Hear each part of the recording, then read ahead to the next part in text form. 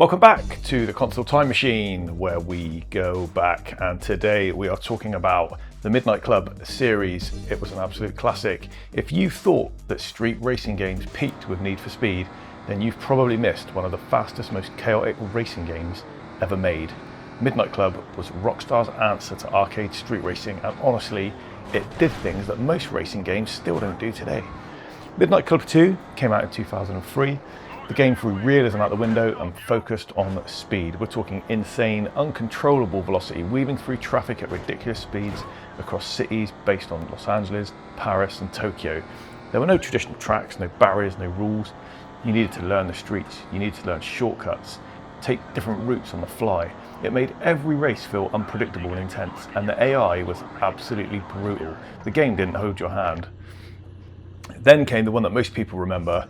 It was Midnight Club 3 Dub Edition, and this is where the game really exploded. It partnered with Dub magazine, and Rockstar brought real-world car culture into the game with licensed vehicles, proper customization, things that early 2000s sort of captured in that early street scene vibe. We're talking body kits, rims, hydraulics, neon lights.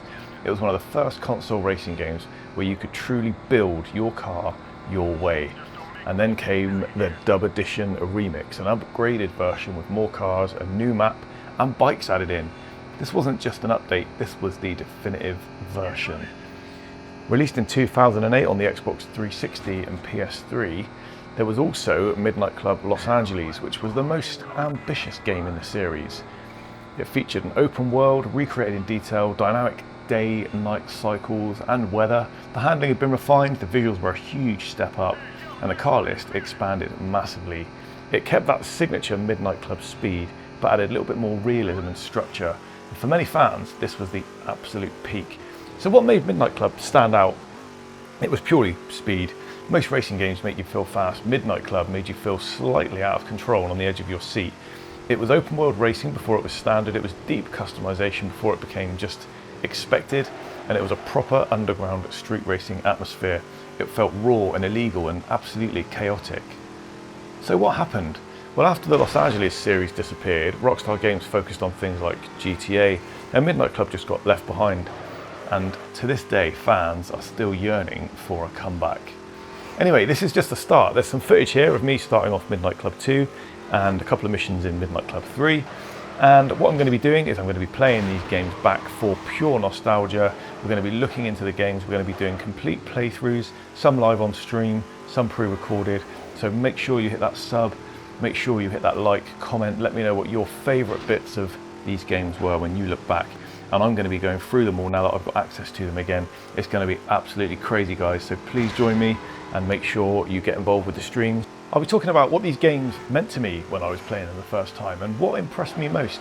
I mean, the fact that you pull up on people and flash your lights just adds an element of randomness that you're in complete control. You're not just scrolling down a menu and picking missions or driving to points on a map.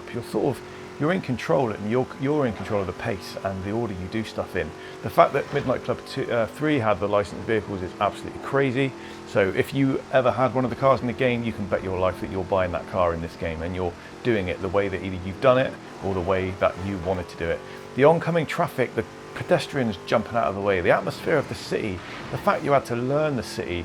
It was a living, breathing city with a life of its own, and it was just absolutely incredible. The landmarks were good, the graphics were great for the time, it was smooth, it was fun to handle. The cars that you could get, they handled uniquely and differently, and different cars handled how you expect them to. The big American classics were heavy and they were quick, but they couldn't corner. Then you had the tuners. It was absolutely crazy, guys. I'm going to really look forward to going back through this. Even this first couple of missions that I did, I was just so impressed. I can't wait to get going in this game again. So make sure you're subbed and check out the video on screen now for more great action. See you next time. Peace.